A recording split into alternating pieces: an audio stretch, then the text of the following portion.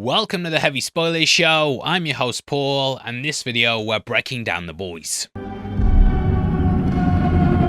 Episode 5 is now here, and it's one of my favourite episodes ever. There's lots of big deaths, lots of big cameos, and also lots of big cameo deaths. This episode ends with the death of Firecracker and also has the cinema goat, Adam Bourke, who's no longer staying alive. Well done, cancel culture, you finally won! Up yours, woke moralists. At the centre of it though is Homie. Don't call me that. Alright mate, okay. We see as Homelander continues his search for V1 in his quest to become immortal. Here though, we see those around him and how they react to him and basically get the lives of the Seven in a Pulp Fiction style story. This jumps around with lots of different characters and each story could have really been its own episode. Especially the boys' version of This Is the End. So there's a lot to get into, and in this video we'll be breaking it all down. I do hope you enjoy it. I am dressed as Huey. We went with a lazy costume this week, but yeah, thank you for clicking this. They can't all be bangers, I'm sorry.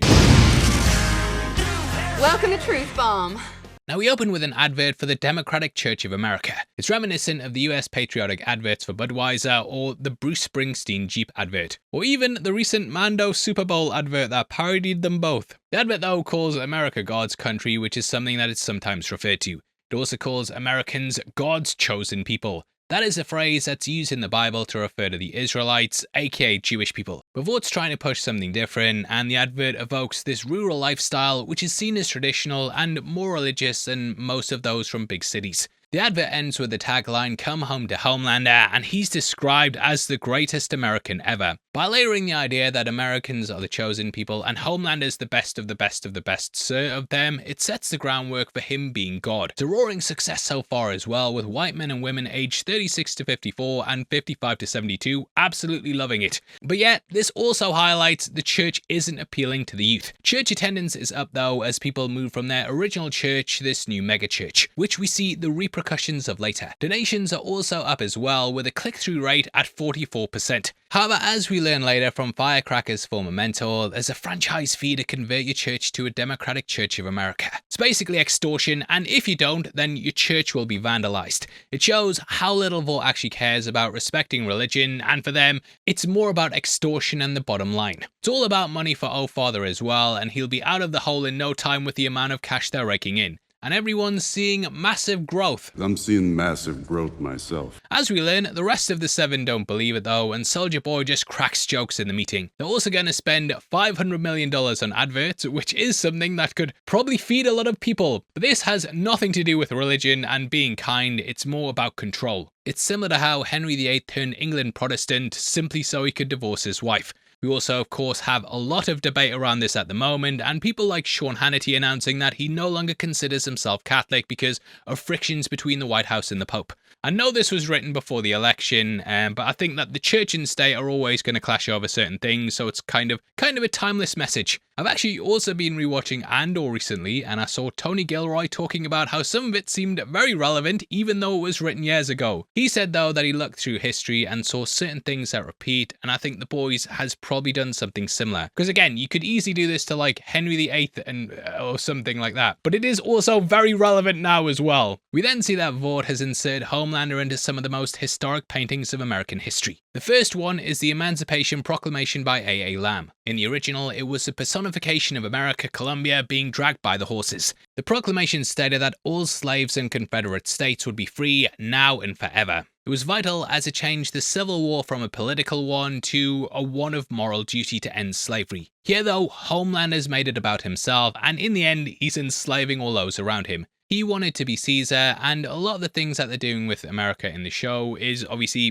clearly inspired by Rome. We then see Homelander inserted into the 1778 painting, Watson and the Shark. Lastly, Homelander's been inserted into the crossing of the Delaware, and he's replaced George Washington. I also wonder if Vought is planning that when he becomes immortal, that Homelander will just be seen as someone who was at all these events. It also says, "The Saviour cometh," but Homelander is still not happy as he's called a prophet. I think this episode in general is about the danger of following false prophets and how one shouldn't take the Lord's name in vain. Homelander calls the prophets servants and is adamant that they need to be honest and direct with the public. So he wants to be called Saviour or Lord, with these of course both being what Jesus and God are referred to. These are suggested by O-Father, and as we see over the course of the episode, he becomes Homelander's right-hand man. Throughout the series, we've seen there's been Stillwell, then Noir, then Firecracker, and now Oh Father is the latest shiny plaything for the man-baby Homelander. His ego must be stroked at all times, and even with an entire company and country behind him, spreading his gospel, he's still not happy. Oh Father even says religion is not about the meek, but the Bible actually states that they shall inherit the earth.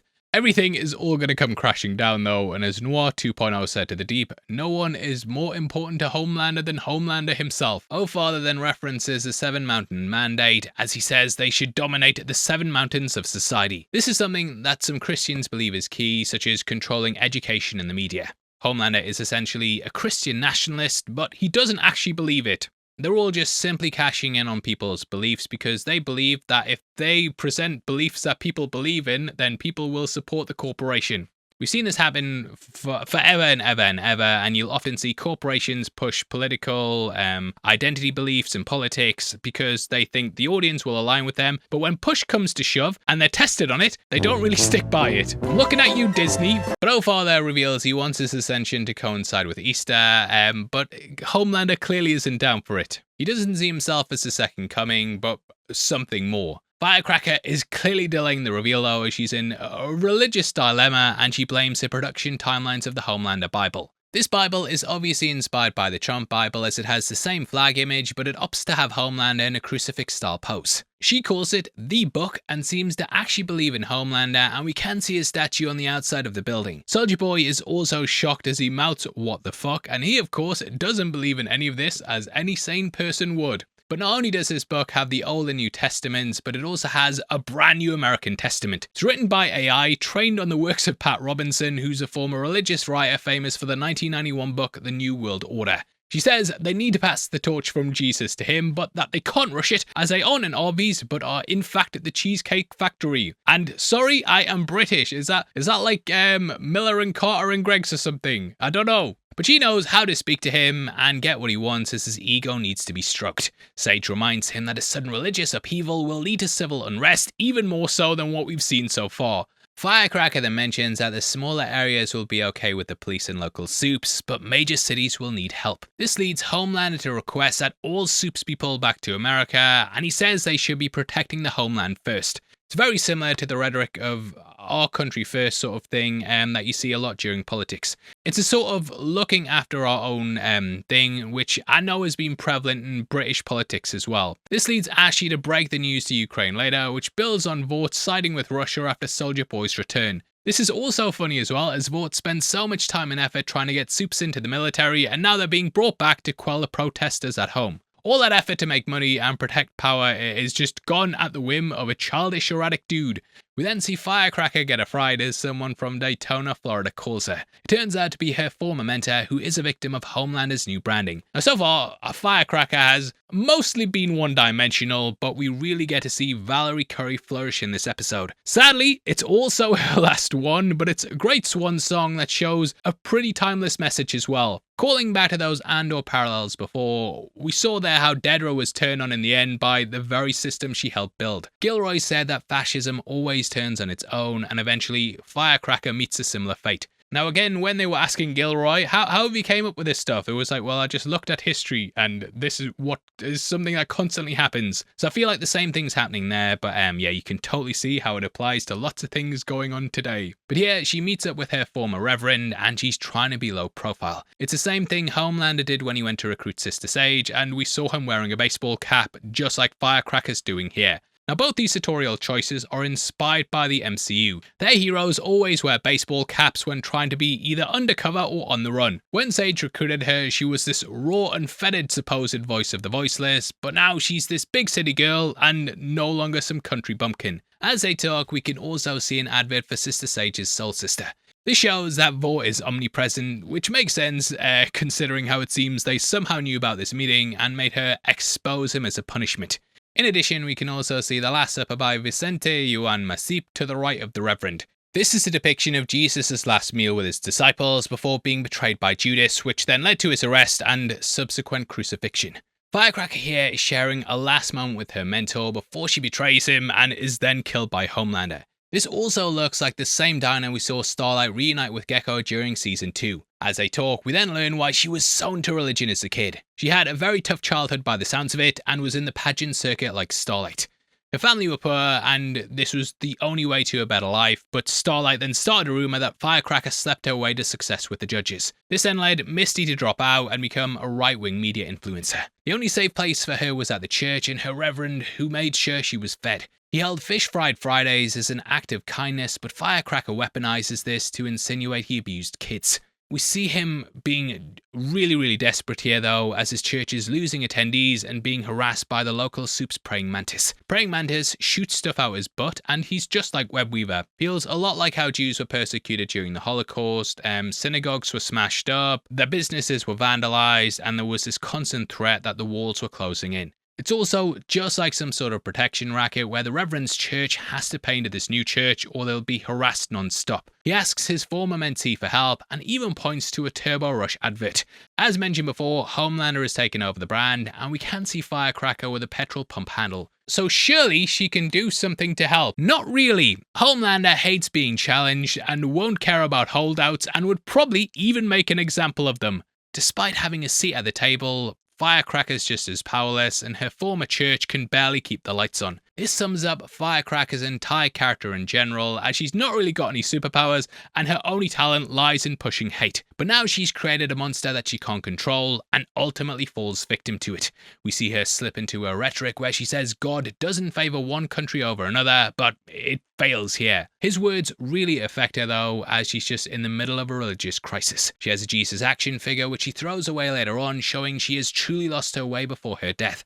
It also plays into that Judas metaphor, and he cast away Jesus and his loyalty to him before ultimately succumbing to his fate. We then get a Soldier Boy busting a nut as the pair then have some pillow talk, which leads to her death. In what's some amazing foreshadowing though, the eagle that ends up killing her is shown on the right of the screen, like some sort of Chekhov's eagle. This is something that I feel might be referencing Psycho, as Norman Bates' back room was filled with stuffed birds and the beaks of these symbolically represented Norman's knife. And big breakdown of that on the channel now. They have the classic cigarette in bed after sex scene though, and it's sort of playing off the comics where Homelander shagged Soldier Boy, but there they weren't related. But it was a similar scene in a way. Firecracker finally puts a stop to their sex though and says they won't have sex again, which they won't, as she dies on the evening. She then asks if he thinks that Homelander would go easy on her former reverend, and he mentions that he was baptized in front of all of Chestnut Hill. Again, this shows how he's the opposite of Steve Rogers, as this area is a very rich part of Philadelphia. But Soldier Boy thinks the Homelander as God stuff is ridiculous and mentions how Joseph was a cook. Now, though he sides with his son in this episode, it does sound like he might turn on Homelander later,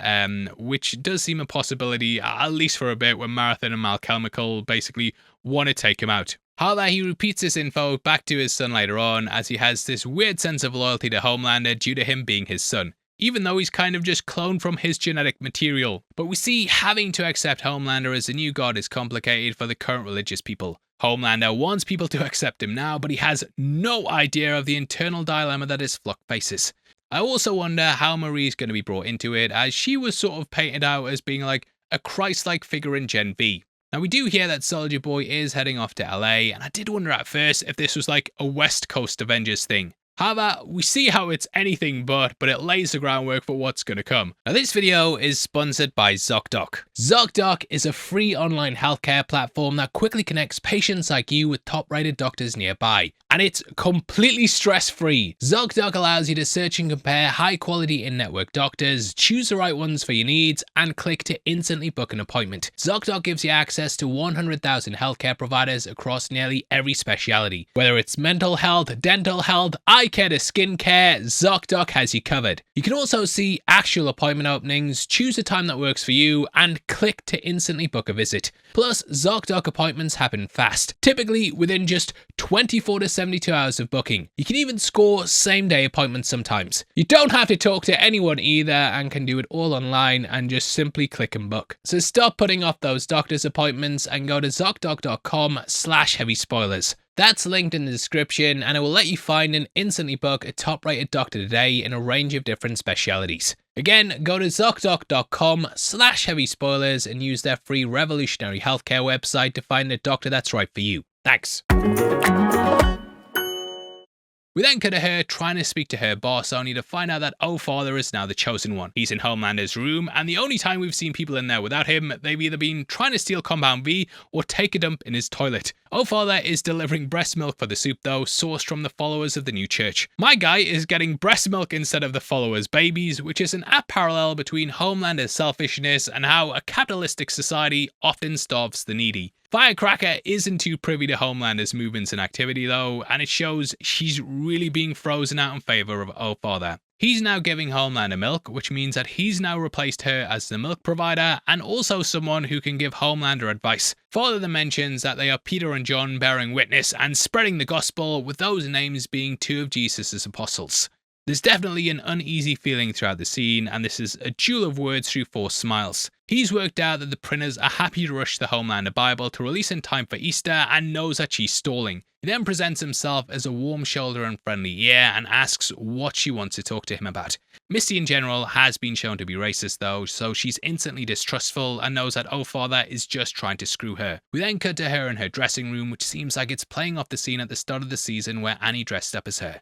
I always figured that Starlight would be the one to take her down, but ultimately she's killed by her idol and something about worshipping false idols. Homelander wants her to denounce her former church though and expose them as Starlighters. Doing this would send the strongest statement and would probably force the rest of the holdouts to pay the franchise fee and accept the new church. The Reverend is also shown with a little girl, and Firecracker says that the church has been infected with seditious Starlight propaganda. The picture is partnered with Firecracker saying how the Reverend would regularly have her over for dinner alone. She then insinuates that while nothing happened to her, he could have taken advantage of other young girls. This is playing on the historical abuses by some church leaders, such as the huge Boston cover-up in Scandal. She then says she heard stories about his Fish Fry Fridays, which were actually her haven from a bad childhood. I'm also sure she is kind of playing up her accent, a bit like me, mate, a cockney governor. But let me know all your thoughts below, because she sounds actually really leaning into it. For now though, terrible, but for now, Firecracker is just a useful idiot. She's a propaganda mouthpiece, twisting a personal story so this all seems believable. Firecracker then says that Fish Fried Fridays sounds like a code for child grooming. Reminds me of the Pizzagate conspiracy theory and the coded language used in that. She has given up all her morals though and sheds a tear as she buries her mentor. All that power and money, and it's just been used to promote a fake god. And she still dies in the end. She cries a tear here though, and also cries another one at the end before dying, having realised she's completely sold her soul. We then cut to Black Noir's story as the earlier meeting continues from another perspective. Soldier Boy acts like a total dick to the Deep, which Walkerman is a dick, but this Soldier Boy is going back to his old behaviour. He abused his sidekick Gunpowder and bullied Black Noir relentlessly. This is something that we saw in Season 3 during animated flashbacks, and basically he's doing the same thing. Soldier Boy then asks the Deep if he wants knee pads to nosh him off, and this joke gets repeated throughout. This is something calling back to that infamous scene though where Homelander told the Deep to fillet A-Train. But luckily the Deep is saved by Homelander, who says go easy on him as he brought in Stayin Edgar. And God knows what would have happened if the Deep didn't get that win. Noir is of course furious though because the Deep screwed him over, and we finally see where he's been going every afternoon. And that is to theatre school, yay! Yeah, he's been secretly rehearsing for Adam Bourke's production of Vivant. It's a French word that means alive and fits in with the play's story of the Bee Gees and their song Stayin Alive, Stayin Alive. The poster is even playing off the work they did for Saturday Night Fever, and even the person in the middle is drawn doing that famous pose. Vought is about staying alive as well, and it's a dramatised account of the group arguing. They argue about the members of the team, and this of course ironically plays into the tensions within the Seven. But Bourke is trying to be a visionary genius, and as we know, musical biopics are very, very popular. They had a resurgence with Bohemian Rhapsody, that Elton John movie, I can't remember, Elvis, A Complete Unknown, Springsteen, and even the Michael movie recently. So yeah, he's cashing in on that, and we see Noir's playing Barry while his co-star here's Robin. Maurice is also mentioned, and that's basically the members of the Bee Gees. But Noir's hiding who he is along with his powers. However, the other actor does look a bit scared when Noir leaps towards him. But as we see, the secret soup is struggling with his character motivation, which is something he also wrestled with Noir. From his own experience, he explains that narcissists are just insecure people, and he's clearly pulling a lot from life. comes across really well in this episode. It's nice getting to know him, and I can understand why Sage did not need to self-lobotomize before banging him. As we see, sadly, he's finally met someone who understands his talent and drive to be the best actor too late. This is a huge change for Bourke though, who's usually the butt of the jokes, and we see he's been insulted quite a lot throughout the series, especially with Stormfront in Season 2. He's hyping up his actor here though, as he did with Will Ferrell in Season 4. We also saw him being slapped by his assistant after Homelander and Ryan threatened him, and he's kinda stepped out the limelight and gone back to theatre. Noir is then told to stop acting and be himself on stage, and the soup explains that the scene hits close to home as it reminds him of the Deep. Funnily enough, Bourke also hated the Deep while working on Dawn of the Seven. It made $1 billion, but Bourke's constant Weinstein-like behaviour led to him being sent to Godolphin and now here. Apparently on Dawn of the Seven though, the Deep would constantly try and upstage the rest of the cast with his improv, and Bourke calls him a Jared Leto level baby bitch. Leto is known for doing some weird stuff on set, and I've heard some stuff in the industry, some stories from people who've worked on films with him, and they clearly put this line in for a reason, is what I'll say. Bourke then inspires him to upstage the Deep, which is what we get next at the Manhandled podcast. Father doesn't seem to be too thrilled about being on it, and he says that they need to meet young men where they are. We have seen how influential this podcast is on kids with Mason last week, and it's similar to real life as well. The podcast circuit has become a big place to sway people, and the last presidential election campaign leaned heavily into using them. After the election, many were asking where the Joe Rogan of the left was, and should Kamala have met young men where they are. This also mirrors religion being a growing part of the manosphere space. The Deep then says he has some ideas for elevating the new church, but he just has stupid stuff like better tasting wafers and commandments to not bang another dude's girl, which already exists, brosif. Thou shalt not covet. Black Noir then shocks Father by speaking. He says the Deep can't be trusted and that he latches onto every new member of the Seven. We saw it with Annie, all the stuff for the Church of the Collective, Noir and Sage, and the guy is just a fucking leech. That smell on his breath? It's because he's been clam diving. On clams. What? Noir then comes out with a genius idea for a Homelander miracle. He says that Homelander could heal him and get his voice back. Not only does this mean that he'd be able to speak and take the mask off finally, but he could also finally have a bit more to work with as Black Noir. Also, kind of got flashes of Kane in WWE, because like, at one point they said he had to wear a mask at all times because he was so badly burned, and then the next year they're like, nah, he's good mate, he just got a dodgy eye.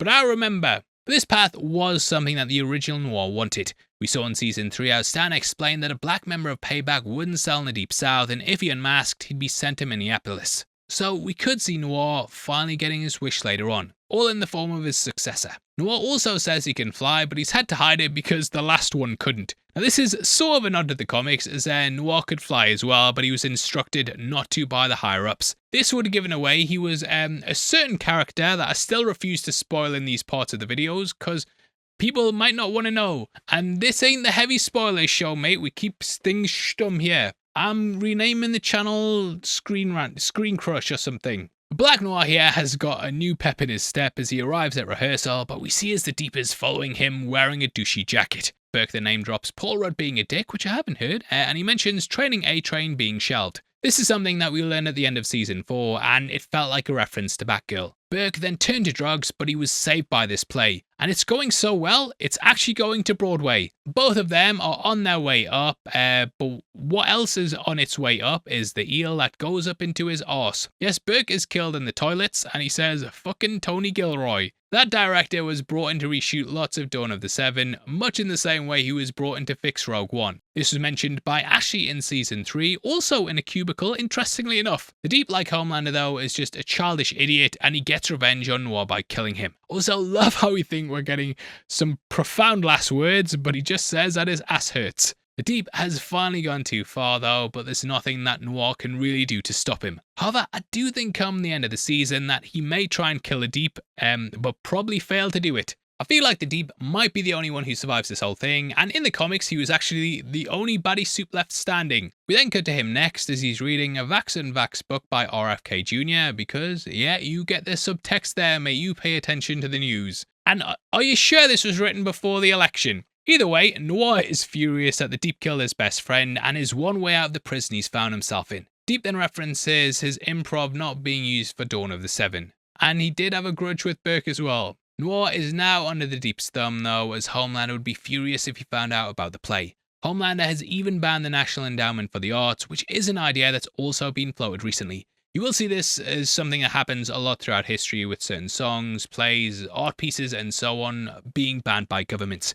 We even get it like sometimes when we put like a certain song in a James Bond video and it'll pop up like, this video is banned in Russia. Fascist societies have done this throughout time because banning art can stop independent thought, dissidence, and move people away from just seeing the propaganda. The Deep then brings up the miser technique when Noir has nothing to say to him, and this is him throwing a jab at his method acting. We then cut to Homelander, or more specifically Terra, dreaming about Homelander. It's a scene that has amazing meme potential in a season that's already producing some of the funniest memes yet. Terra is dreaming of boning the character, which is something he does to his Homelander toy. Butcher actually gave Terra this toy in episode 5 of season 2, and we saw this toy also mentioned in season 1. In the comics, he regularly humped at the dogs, which is something that Ryan mentioned in episode 3. Terra also hated Homelander in the comics, and we saw him growl at the soup during issue 19. And he even pissed on his leg at one point. But this one-shot story follows Terra almost dying due to ingesting chocolate. It's possibly inspired by the comics where Terra was killed by one of the 7, which Billy thought was Jack from Jupiter. Sadly, the dog who played Terra in season 2 passed away, but they did manage to recast, and I have to say,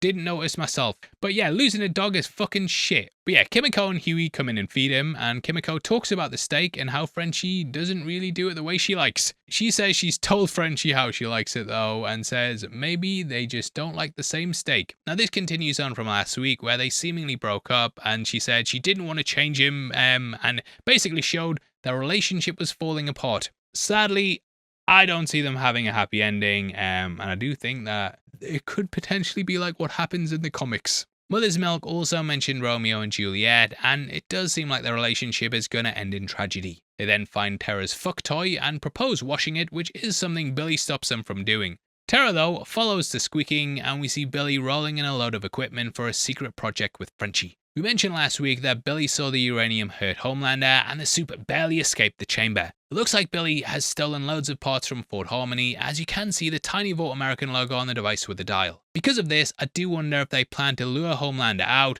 lock him up, and combine both a virus and uranium. Even if Homelander gets the V1, I do think this could work together, as Soldier Boy was almost taken out by the virus, so some uranium on top of that should push him over the brink. They're also tracking Bombsight, just like Soldier Boy and Homelander. He must be hiding somewhere, and Billy suggests asking the legend. We last saw him during season 3, and there he was played by the legendary Paul Reiser. In the comics, the character was inspired by Stan Lee and helped to create the fake stories for each of Vaught's soups. Interestingly, we also learn that he's gone off the grid. He knows every dirty secret Vought has, possibly even more so than Stan Edgar. So he's also in hiding, but should make an appearance hopefully down the line. At least I hope, yeah, because I always loved the legend in the comics, and I think the updated version was a great character as well. Now at this point, Terra almost eats some chocolate, which I'm sure we all know is toxic to dogs. I remember mine ate a big box of Maltesers once, and I freaked the fuck out. But it was fine. It was fine in the end, but still, there was a couple of hours I was panicking. But we see his mother's milk's changed as he's okay eating stuff off the floor and feels better now that he's accepted he's going to die. We have seen him drinking out the toilet before and stuff, and it seems like the guy just doesn't give a fuck anymore. Now this epiphany came to him when he realised that Soldier Boy is immune and immortal. He's been trying to take him out his whole life and just doesn't see the point when the guy seemingly can't be killed. He also accepts that his wife and daughter are better off without him. Milk says that if he thinks there's a chance he'll see them again, then he'll be too scared to do what he needs to end this for good. Billy at this point then seemingly starts to realise the effect he's had on others. Even Mother's Milk has lost his faith in life and is ready to sacrifice himself. It's partly why later on he agrees to give Annie and Kimiko the V1 if they get the chance. I do wonder what's going to happen with Milk though, and whether they'll go the way of the comics or not. But right now he's at least accepted death and will go in without fear or hesitation because of this. It's a great performance by Laz Alonso, and probably the most emotional we've seen him this season. Mother's Milk is also wearing a Naughty by Nature shirt, and if you're wondering if I'm down with OPP, get out with OPP! Yeah, you know me. But he's ready to die fighting Vought, much in the same way his dad did before him. Terra then wanders off, and I love how he gets sort of black and white muted colours for the dog vision. He then sees Frenchie, who says he made Kimiko the perfect French ribeye. He has no idea she hates it, which shows how oblivious he is to what she likes, indicating how different they are. This just adds into the one-shot nature of the episode, and at the time of recording this, that is also the title. One Shot is, of course, based around One Shot comics,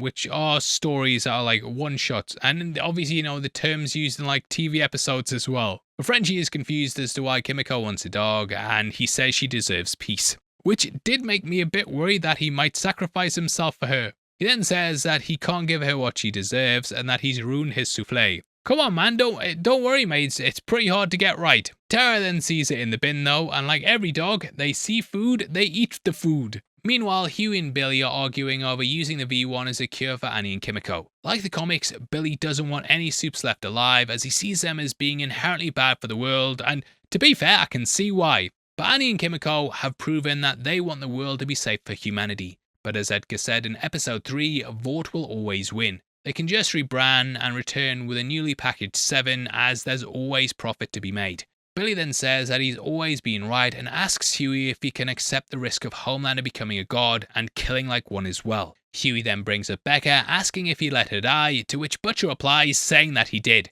Now this isn't necessarily true as Becca wanted to stay and protect Ryan from Vaught's influence. She thought she could give him a proper upbringing, which isn't something Homelander had.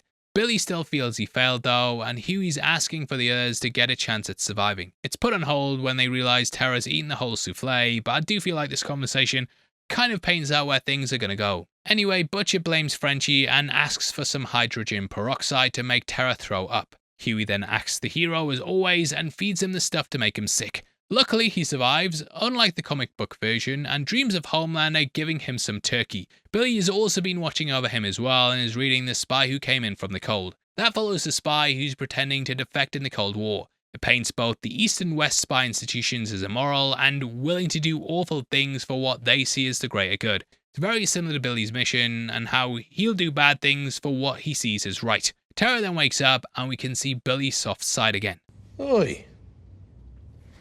There he is, eh? Now, I'm going to be completely honest, but I think Butcher has gone way too nihilistic recently, and it's just nice seeing the softer side to him, because you do wonder why people would even follow him when he's constantly a dickhead. No idea what happened to Jeffrey Dean Morgan still, but he thanks Huey, who's wearing a Hall & Oates t-shirt for the song Rich Girl, and we can also see a mural of Sister Sage behind him. This shows her reading, which makes sense considering her power set. Butcher then has a change of heart inspired by this moment and seeing Lenny's trophy from the magic show. In the comics, Huey is constantly compared to Lenny, and he's the one person he couldn't save. So Butcher doing this is him trying to make amends and show he's not the monster his father was. I think the brush with death with Terra has made him realise he needs to look after those close to him and show how much he loves those around him while he still can. There's also a lot of books on the shelf. Sadly, I can only make one out by Kenneth Oppel, which appears to be Silverwing. Billy then says that if it doesn't mess up their plans to kill Homelander, they can use some V1 to cure Kimiko and Annie. However, he will not keep any for himself. My guy is on a one-way path to death, and as they say, when you go for revenge, you should dig 2 graves. He then goes back to his hard-nut self when he asks Huey what he's looking at. Tara then goes back to his usual ways as well, and we cut back to the meeting again for the Sister Sage story. They're pulling troops out of the Middle East, and obviously there's a constant military presence there, which is still something we see debated all the time today. Sage then enters the lift and Soldier Boy holds the door so he can get in. Behind him, there's also a poster of Translucent, kind of reminding you of how many have fallen. Soldier Boy is heading to crime analytics, and Sage manipulates him again. She says how the meeting was thrilling, and Soldier Boy drops Bob Giacone, the founder of Penthouse magazine, which I've fucked up the name of. But Sage says it will be more exciting when Homelander's immortal. She's playing to his hatred of his son, which is something I think she may be miscalculating. While he doesn't want Homelander to be immortal, as we see in this episode, he's still protective of his son. Soldier Boy then heads off to interrogate Stayin Edgar, which we see later, and we finally learn what Sister Sage's endgame is, which I never expected to be the plot of a Twilight Zone episode. Sage is looking over plans for what I think is the Colorado Springs bunker that she mentions later, and funnily enough, her mural in the school has her holding blueprints. She's then interrupted by a furious Ashley who's being suffocated by her Secret Service detail. And she even shouts at one called Garth, which I feel is a reference to the boys' creator Garth Ennis. She's furious though, as she almost made it so that VNN was the only network with a broadcast license. After Sage explains what Homelander wants, she speaks to a Ukrainian official and says maybe they shouldn't have been invaded, and basically victim blames them, saying that they may as well have been wearing a short skirt. Ashley is turning into a panicking though, as she explains that the markets are in freefall and that Vaught's stock is tanking, but Sage doesn't care at all. That's because she doesn't want a world where markets are important and wants to change things because right now, it's always what the man wants. They then share a drink and Ashley describes a story that many of us fully expect to happen behind closed doors. She says that the Swiss Chancellor suggests racing their Gulfstream jets at the climate change conference. How dare you! Which I do think probably happens. She also says, lols, and you are never beating those millennial allegations. Sage then goes to ask the back of her head what Homelander's doing. Ashley too says that Homelander's looking for V1 and Sage needs her to read Soldier Boy's mind. It's a dangerous plan as it means going against Homelander, which is something Ashley has seen firsthand always ends in a bloody death. The Ashley on the back of her head is pre-corporate Ashley and she recites their tramp stamp words, the only prison is fear. Fear is the mind killer as they say, which makes you unable to act and shuts down your ability to do things, as we learned in June over here. Main Ashley refuses to help, but Sage manages to get her to stay and have a drink with her. The pair then polish off the decanter and get pretty drunk. Sage wants a chalupa, while Ashley wants to call her ex. This then leads to the pair talking about their family. Ashley says that her mum died of cancer, and Sage says her grandmother died of the illness too. It's a backstory that Sage mentioned in Human at Tech Knight's mention, and though she managed to cure cancer, she wasn't allowed to do anything about it. Ashley's mother was apparently tiny and scary and went so far as to reveal an affair to get revenge on her daughter's bully. During kindergarten as well. As we know, Sage's parents also gave her V, and they did this because they thought it would be their meal ticket. However, she says that being smart is the worst superpower, as having a 3-year-old correcting your grammar gets very, very annoying. She basically shut down all their plans and made them realize their life dream yogurt shop was bound to fail. But as we see, Sage is still upset over her death, and Ashley wants to be like her mother. She then realizes that Sage baited her, and Sage finally reveals exactly what her endgame is. It really is as simple as what she said to Newman when she said fuck them all. Helping Homelander and getting him to a position of power is phase 1, while phase 2 is causing a soup/human civil war. They will wipe out each other using their powers and also the power of the virus. She will then wait this out in her bunker, and once everyone's dead, she can read as much as she wants in peace. Now, if you watch the channel in some of our more niche videos, you'll possibly have seen me talking about how when I was in university, I basically downloaded every Twilight Zone episode ever and binge-watched them all. That was like my thing. And this plan is just like the episode Time Enough at Last. This followed a guy called Henry Bemis who was obsessed with reading, so much so his boss and wife would get angry with him. One day, he then decides to enjoy his lunch break in a bank vault. Now, while he's inside, a hydrogen bomb goes off and basically annihilates everything and everyone. Whew, sounds bad, but he sees that every cloud is a silver lining and realizes that he finally has time to read. Thus, he heads to the library to live out his days doing the thing he loves.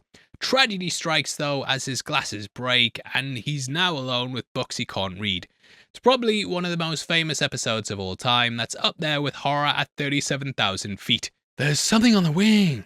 Something. Like Bemis, I imagine Sage's plan to live out her life reading may end up in a cruel twist of fate. Maybe she will lose her eyes or something, and that would kind of play into how I think the symbol on her costume there, it is an eye, or at least it looks like one. But her main aim is to make sure that Homelander dies, and Sage invites both Ashleys to her bunker. I love how their expectations are shattered in this moment as well, as Ashley thinks there's an out, but there's always someone who's even more evil and cunning out there. It's why Billy is partly right in wanting all the soups gone, as this will never ever end with Homelander. There will always be a chance that the soups will be a danger to humanity. Personally, I can also see Stan and Edgar somehow surviving all of this and leading a rebranded Vought, especially as we have The Boys Mexico coming out starring Diego Luna, which is another Andor reference. We then end with a great shot of Sage standing below the mural of Homelander, placing them at opposite ends. Sage is basically the woman who threw a stone at God and brought everything crashing down. She is on the ground while he's above her in the air, almost like the creation of Adam painting. But the way it's framed, it makes her appear like Sage has turned her back on him and thus has turned her back on God, which is such a good shot. We then cut to the final story of the episode, and man, did they save the best till last. It's one that I'd have loved to have seen a full episode on if we weren't in the final season, because yeah, banger after banger line. Now we see as Soldier Boy stands up and hear some Captain America music that fades out, hinting this soup is no Steve Rogers. Soldier Boy then mentions that Homelander is pissy and asks about Stan Edgar. Soulja Boy hasn't seen him since Nicaragua, and he was the one who basically organized Payback's mutiny and had Soulja Boy sent off to the Russians. Soulja Boy mentions how he was the one who fetched his cocaine, and he can't believe that he's now in this position of power, or well, was in the position of power. So now he's going to interrogate his former Vought contact. However, Homelander doesn't trust him, but this is his only chance to get V1. We see that Stan is being held in the same prison that Maeve was at during Season 3, as well as Webweaver in Season 4. He's been made to wear the same outfit as the Freedom Camp inmates, but Homie wants to keep Edgar close. I do wonder as well if they'll even play into how Soulja Boy liberated concentration camps in the 40s, and now his son is off running these freedom camps. But who doesn't love freedom? And who doesn't love camps? But I do feel like he would know at this point, but him getting this information might be a curveball for the show. But Soulja Boy brings up the betrayal, and Stan assures him it was nothing personal, just business. Stan is very cold, so I believe it, but I bet deep down he was happy that Soulja Boy was Winter Soldiered. As he says, they had his replacement model ready to go, which showed more promise than Soulja Boy ever did. As he notes though, it amounted to nothing. Homelander is just as awful as his dad. Again, it's wildly different as Steve Rogers, and in the first Avenger, he was the weakest and smallest of the selection group for the Super Soldier Serum. However, he had heart and a sense of doing the right thing and hitting the thumbs up. It's why he didn't turn into a massive knobhead like Soulja Boy. Homelander just doesn't get it though, and says that his power is absolute. Soulja Boy used his fame to have orgies and do drugs, while Homelander just uses it to scare and control people. This is just like the comic when Homelander met with Edgar's comic counterpart James Stillwell. The show created two characters out of him with Madeline and Stan. The former was the person who oversaw the Seven like the comics, while Stan had the cold, calculating company man persona. In the comics, Stillwell was completely unimpressed with Homelander, and over time the suit believed that those with powers shouldn't be controlled by the company or even the US government. Stillwell constantly put him in his place though, which led to Homelander leading a coup. Edgar then says, "When have you ever done anything remotely interesting or original?" Which is lifted directly from the comic. Like there, Homelander doesn't kill Edgar, which the former CEO puts down to the soup's desperation for daddy figures. In the comics, Stillwell also asks to be killed as well, as he's so bored with Homelander's cringy bullshit. In the show, Homelander asks Stan if he wants to die, and we see that Edgar becomes a little bit scared. This is different in the comics though, where Stillwell's face doesn't change whatsoever, and he's completely nonchalant. Luckily for his son though, Soulja Boy actually has a brain he can use. He mentioned earlier about going to crime analytics, and he says that he went there to track down Zoe and her father. So finally, there's some leverage over Stan, but he doesn't know where the V1 is. Instead, he points them in the direction of Mr. Marathon, who is somewhat of a Vought history buff. He also jokes that it should be a delightful reunion, and yet we do get that, as there's lots of supernatural cast members. But yeah, in the comics, Mr. Marathon was a member of the Seven, and he was featured in the 9/11 flashback. There, the Seven went to stop a plane hijacking, only for it to go completely wrong, just like the show. As he couldn't fly, he was also carried along with Black Noir, who again could secretly do it. Marathon was then killed after Homelander flew into the plane. Now in the show, he was on the Seven, but A-Train took his spot after Mr. Marathon slowed down. It also sounds like this happened as he lost a race. This mirrors A-Train's race against Shockwave in Season 1, and their A-Train's spot was in jeopardy, and thus he abused Compound V. This led to him winning, but the V affected his heart. We then cut to LA and hear Hooray for Hollywood by Rosemary Clooney, and that was from the movie Hollywood Hotel. It juxtaposes the visuals of homeless people sleeping on the floor and tent cities everywhere. Now, despite living in LA, Mr. Marathon is washed and even has to deal drugs to get by. His fancy life is all a facade, just like the Hollywood dream. We then arrive at his mansion and see a painting of him in his costume.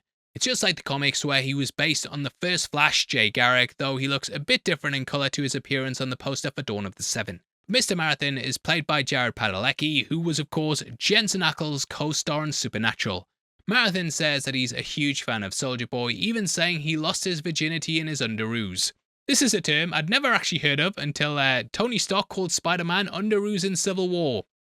And all my knowledge is built from Marvel movies. Homelander then says, "Well, you're only the world's fastest man as long as you're the world's fastest man, champ, and you got slow." Which reminds me of what Shockwave said before his race. A-Train is a fierce competitor, but no one can be the world's fastest man forever. We also see a few productions that Marathon has been in since leaving the Seven. We get a hilarious joke though that these are not official Vought pictures. Instead, they're produced by Sony, who are the studio behind this show, and it reminded me of when The Simpsons constantly poked fun at Fox. Kripke in general is making fun of the Sony Picture movies, and Marathon says that they can't reference the VCU, which is something that Sony Pictures also has issues with when it comes to Marvel. They've made numerous Spider-Man-less Spider-Man movies, and then even had to lie in trailers and stuff to make it seem like it was all connected. Just a great line, and while it's a jab at stuff like Madame Web and that couldn't use Spider-Man, it's also a jab at the wider rights issue that connected universes face. The Netflix Marvel shows couldn't reference the MCU, which was at the height of its success, and even Agents of S.H.I.E.L.D. could only really name drop events here and there as it got deeper into its run. Feige clashed with Jeff Loeb, and then Feige came out and was like, we're going to do our own Marvel shows on Disney+. They'll be the real Marvel shows. And yet, we saw how most of them turned out. And Agents of S.H.I.E.L.D. clears them all, if you ask me. Now we then see a poster for Marathon of the Heart. It's one of those terrible Hallmark or Lifetime movies, and his co-stars Michaela Starr, who is actually a producer on the show. We then see Mr. Marathon around the Speedyverse, which is a clear parody of Into and Across the Spider-Verse. He's even sitting on top of a traffic light, similar to how Miles Morales sits on high buildings in those movies. He co-stars Mindstorm, who was a former member of Payback in the show, as well as Muzzletov, who was on Team Titanic with Mal Chemical. The third character in the movie is Mindroid, who in the comics was a member of Payback and the comics version of Mindstorm. We then see the Madame Web parody called Madame Marathon, which is part of Mr. Marathon's origins, which is kind of referring to how Madame Web was sort of a prequel to Spider-Man in a way, but not connected. You know what I mean? The rights were a fucking mess. This also stars Mal Chemical, played by Misha Collins in the show. He's also a former Supernatural cast member and is excellent in this episode. We finally get all three of them on screen, and behind the camera we also have Eric Kripke, who was the showrunner behind that series. Now in the comics, Mal Chemical can change into anything he wants. He was kicked out of Team Titanic and is a parody of DC's Metamorpho. He was then made the leader of Super Duper, who are a bunch of naive young supes. Huey was surveilling the team in the source material and then ended up infiltrating them when one of the supes was choking. He then went in to stop Mal Chemical after hearing him abusing the team, only to get his ass beat.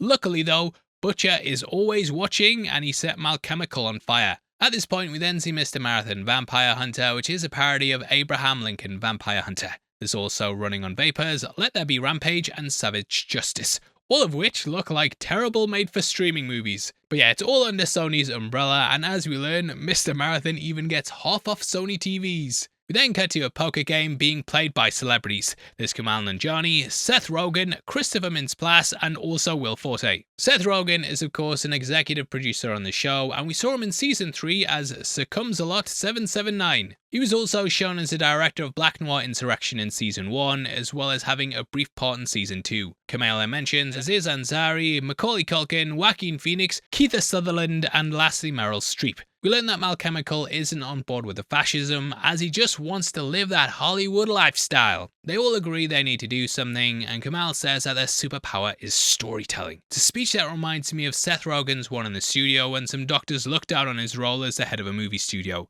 He then mentions Luke Skywalker, Katniss, and how Gandhi inspired people, which mate, Gandhi was real. Will claps back saying that actors just collect their paychecks and this is poking fun at actors trying to be all political. Rogen then says they should post about what's happened at the same time by using black squares. However, this was used by the Black Lives Matter movement and critics of that said that people would just find endless black squares which blocked out activists sharing information. Rogen then suggests blue squares saying Blue Lives Matter, which is of course a movement to support the police. They then suggest using white squares. Oh no. Rogen then suggests getting Lena Dunham to write an article for the Atlantic. This is riffing on the toothless activism from 2016 onwards. Lena Dunham is a wildly polarizing figure and kind of like the poster child for Hollywood liberalism. Will then says that the best day of his life was when Bill Hader was executed, as he's now getting more offers. Christopher also says he has hopes Michael Cera gets rounded up as they're going for the same part. This whole thing is basically the boys' version of This Is the End, and their Jonah Hill prayed for Jay Baruchel's downfall. We even see as Craig Robinson missed out on all the events, just like Danny McBride. Rogen then says they've been friends for 20 years, referring to their first movie together, Superbad. That Hader was also a part of, and I'm freaking out because I went to see it and I was like, oh, this movie sums up my youth.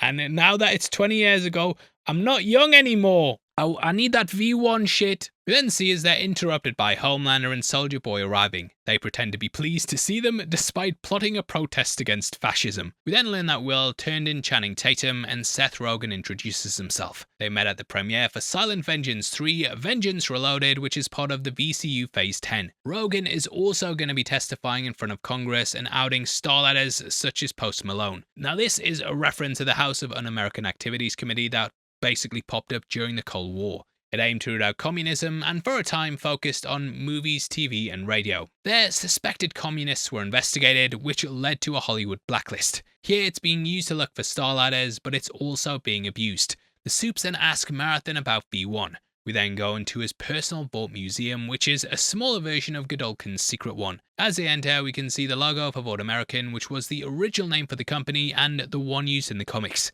This logo was also used at VoughtCon, which they basically used as a way to announce the next slate for the VCU. There's also a poster for Soldier Boy Ahoy, and next to that is the Ghost of Hanai, which is inspired by Rambo. Next to the flag is also a Payback team poster. We then see adverts for Vought Thins and Silver Kincaid being used. In the comics, she was a member of the G-Men and was abducted by Godolkin. She was experimented on and abused, leading to her to try and blow the whistle to the CIA. Raina then told her that her family was dead, and the Supe then took her own life shortly after. The picture here looks identical to the comic book version though, but in Season 3, we did have a different version of Kincaid. She actually took part in the American Hero show and was a Muslim woman from Birmingham. Starlight wanted her to win, but Homelander rejected the idea, and thus the Deep was brought back in what's another classic moment. Next to that's also an advert for Liberty Bonds, which is similar to how Captain America was used to sell war bonds. We then see a Captain America comic that blends his original run with the 70s Marvel comic group banner. This was taken off the shelves after the Kent State Massacre, which was when student protesters were shot by authorities. The cover shows him telling these hippies to get a haircut and shooting at protesters, as well as a very on the nose, "Thou doth protest too much." Shows how Vought has gone as far back as the 70s though, and was in bed with the US admin back then. We also see Vought trading cards with Black Noir and Gunpowder. But it's clear they think they were good times, and Homelander then sees a load of baby oil called Puff Baby. This is a clear reference to what was found in Diddy's home, and Diddy's old rap name used to be Puff Daddy. So, Puff Baby. Homelander then looks at him disgusted, and I did find this odd. He's been painted as an asexual person, but we know he forced himself on Becca Butcher. So I do wonder if he's kind of gone celibate after seeing himself as a god now. Marathon also has a number of Nazi objects and says that Dr. Vought was a great man. Soldier Boy knows different though, and calls him a pansy with a German accent and sweaty palms. Clearly though, he was also very jealous that Clara was his wife. Soldier Boy has mentioned her a few times now, and seems to caress her photo. The pair even founded Herogasm together, and I expect that Vought Rising will explore this potential love story with her being Soldier Boy's Peggy. I even wondered if Stormfront was secretly Homelander's mother, as you'd need a Supe to carry a Supe child. And yes, that would make things even more fucked up than they already are. Homelander then asks if he knows where V1 is or not, and we can see another Soldier Boy Captain America style poster to the left. He then mentions that Bombsight knows where it is and that he can call him to come over, as he's been Marathon's best customer.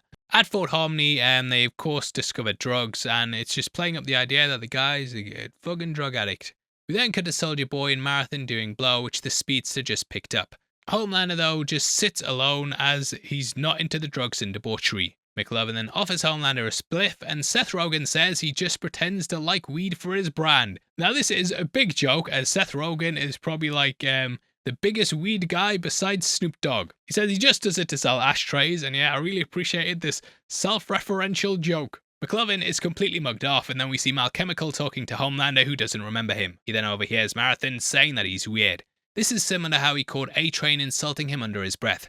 Marathon then recites a story about how Misha Barton wanted to suck him off, but he kept talking about Niche. This is a name drop that made me chuckle, as I did watch her crush it in a stage production of Double Indemnity. See, I can be cultured. It's not all just look at this Easter egg that shows Glup shito. He says that he's always been weird though, and is obsessed with his cape, which is something Soldier Boy also made fun of him for last week. And they think it's like a baby blanket or something. But Star is just so intimidating in these moments, and he asks him to say it again, which just silences the room. Soldier Boy then tells him to take a jog, but Homelander really cannot, and then threatens to leave.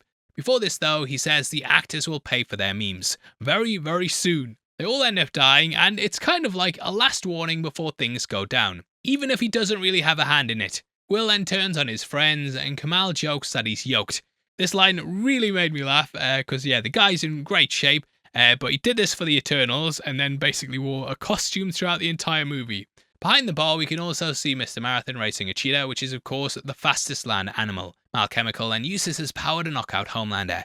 Reminded me a lot of Dune when the Duke's given gas to try and take out the Baron. That plan fails just like this one here, and ultimately the tyrant lives. Will then begs to leave, but he gets called MacGruber, which is a reference to his long-running MacGyver parody character. We see his Marathon wants Soldier Boy to help get rid of Homelander, and then he can have the 7. They're rounding up everyone cool like hookers and drug dealers, and though Soldier Boy doesn't seem interested, he does when abortion's brought up. Okay, well, banning abortion would be a big problem for me personally. I think what this highlights in the end is that the Vought media machine isn't really working on most of the public, especially the supes and celebrities. They just want to make movies, do drugs and bang chicks, but instead, because of Homelander, supes have been brought into politics. The episode also insinuates that while Homelander appears to be in control, the markets are not on board with his weird plans. I was surprised that Malchemical died so fast as well, as I think that Butcher could have done something with his power. Turns out Mal was also at Herogasm, and he brings up Soldier Boy's chest blast. That can actually take away Homelander's powers, but he says that the supe is his son. Nobody fucks my son but me.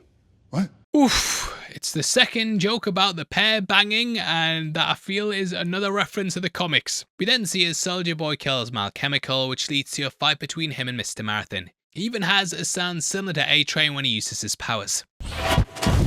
Yeah, it's like A-Train but sped up. Will is then killed as the speedster runs into him, and Soldier Boy uses the celebs as human shields. I absolutely died during this, and throughout this scene I thought it was brilliant. They all explode just like Huey's poor ex-Robin, and Marathon just gets bloodier and bloodier. Next is Craig Robinson, and he says how his guts have been destroyed by Danny Trejo's food, who has a chain of restaurants. Kamal and McLovin then try to call the police and trust Soldier Boy, only to get screwed over. Seth Rogen then tries to escape, only to get run into as well, leaving him cut in half on the floor. It's a funny, emotional moment, and Marathon says he'll remember Rogen every time he watches An American Pickle. Soldier Boy then carries out a Home Alone and uses the Diddy Lube to trip Marathon. As he runs into it, we can also see TNT twin toy boxes. There's also blueprints for what might be Seven Tower, as there's a picture of that as well. Soldier Boy then breaks Marathon's ankle, which is something that happened to Barry Allen during Flashpoint. The speedster then reveals Bombsight does have the V1, but he hasn't seen him for 5 years. Also, love how Homelander comes in out of nowhere with the curb stomp. Close by, we can also see a Crimson Countess that reminds me of Rio by Duran Duran. Soldier Boy then says he took care of what happened because fuck them, which is a similar sentiment that Sister Sage had.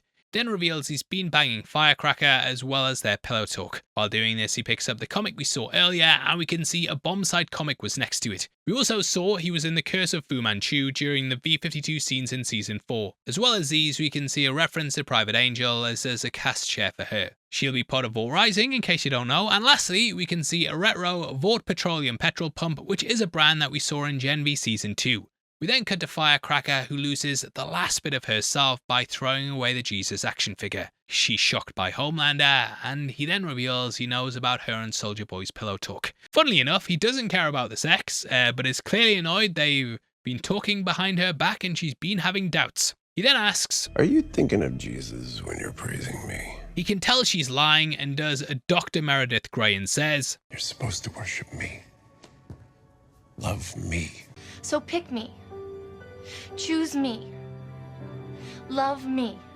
He's angry that she doesn't believe in him and fires her from the 7. He tells her to pack up and leave, and it's crazy she could have walked away from this had she not pled and further bruised his ego. But she's the only one who truly believes in him, and she says the others are scared of him. All he wanted was for someone that really loved him, and it does seem like she actually does. However, due to his ego and parental issues, he's pushed her away and he ends up destroying her. He's transactional, and the minute she couldn't make milk, he tossed her aside, and because of this, he'll never truly be happy. He even scoffs at her, calling him a man, and she says that everyone needs love, even God. There's no room for love though, as any tiny perceived slight is the worst thing he can do to him, and so he kills her. She's a patriotic supe killed using the symbol of America, which is an eagle, by the wannabe symbol of America. Ultimately, Firecracker gave up the only thing that helped her through life, while Homelander killed the only person who genuinely liked her. That's the end of one of my favourite episodes of The Boys ever, and it was just great getting a look at all the lives of the 7. It had emotion, funny moments, and was littered with comic book Easter eggs, and I do hope we get